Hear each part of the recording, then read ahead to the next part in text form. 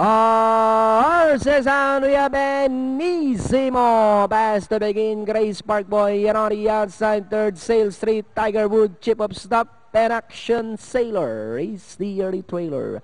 And going along for the first turn, we have Benissimo, the leader by about 2 lengths.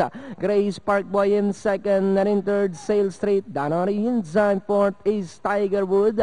Chip of Stop is racing in fifth, and Action Sailor trails the field by about 7 to 8 lengths up the pace.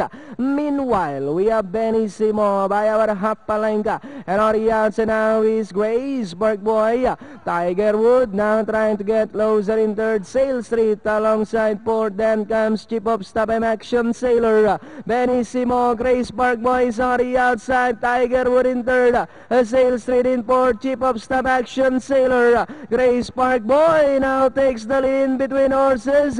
Is Benissimo, Tiger Wood, and on the inside, Action Sailor as they come down to the last 150. We have moving up Grace Park Boy, down on the inside is Tiger Wood, and on the outside, Chip of Stop, Action Sailor. Tiger Wood is running by the rail. Grace Park Boy running by the rail, Action Sailor, Chip of Stop. Grace Park Boy is still in front, and finally, Grace Park Boy, close, Action Sailor, Tiger Wood, then comes Chip of Stop.